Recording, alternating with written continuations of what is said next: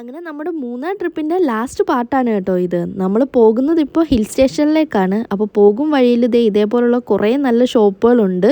നല്ല ക്യൂട്ടായിട്ടുള്ള കുറേ ഐറ്റംസും കാണാൻ പറ്റിയേ. കാറൊക്കെ പാർക്ക് ചെയ്ത് കുറച്ചധികം തന്നെ നടന്ന് വേണം ഈ കാണുന്നൊരു വ്യൂവിലോട്ട് എത്താനേ. നമ്മൾ വന്നപ്പോൾ കുറച്ച് നല്ല വെളിച്ചം കിട്ടിയിട്ടുണ്ടായിരുന്നു. അങ്ങനെ ആ ഒരു വ്യൂ ഞങ്ങൾ നന്നായിട്ട് അങ്ങ് ആസ്വദിച്ചു. നല്ല കാറ്റും അതേപോലെ തന്നെ തണുപ്പും വെയിലും ഉണ്ടെന്നുണ്ടെങ്കിൽ ചൂടില്ല കേട്ടോ. ഈ കാണുന്നത് നമ്മുടെ തമിഴ്നാട് തേനി ഭാഗമാണ് കേട്ടോ. പിന്നെ നമ്മൾ അവിടെ നിന്ന് കുറച്ചധികം നല്ല ഫോട്ടോസും കാര്യങ്ങളൊക്കെ എടുത്തിട്ടുണ്ടായിരുന്നേ. നമ്മളൊരു 1 ഡേ ട്രിപ്പാണ് മൂന്നാറിലേക്ക് ഉദ്ദേശിച്ചത്. അതുകൊണ്ട് നമ്മൾ ഒരുപാട് സ്ഥലങ്ങളിലൊന്നും കയറിയില്ല. പിന്നെ നമ്മുടെ മെയിനായിട്ട് തേയിലത്തോട്ടം അത് കാണാതെ പിന്നെ വരരുതല്ലോ.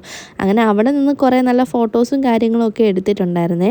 പിന്നെ ഇവിടെ വരുന്ന വഴിക്ക് തന്നെ കുണ്ടറ ഡാമും അതേപോലെ മാട്ടുപ്പെട്ടി ഡാമും ഒക്കെ ഉണ്ടായിരുന്നു. പക്ഷേ വെള്ളമില്ലായിരുന്നു നമ്മൾ ഉദ്ദേശിച്ച പോലെ.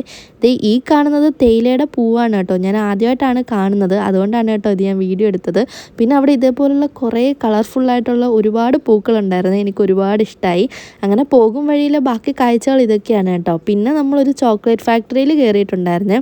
അവിടെ നല്ല അടിപൊളിയായിട്ട് കുറേ അധികം ചെടികളും പിന്നെ ഫ്രൂട്ട്സിൻ്റെ ഐറ്റംസും ഒക്കെയാണ് കേട്ടോ ഉണ്ടായിരുന്നത്. പിന്നെ അതേപോലെ ലൈവായിട്ട് നമുക്ക് ചോക്ലേറ്റ് ഉണ്ടാക്കുന്നത് കാണാമായിരുന്നു. അതേപോലെ ആ പ്രൊഡക്റ്റുകളൊക്കെ നമുക്ക് വാങ്ങിക്കാൻ പറ്റുന്നുണ്ടായിരുന്നു.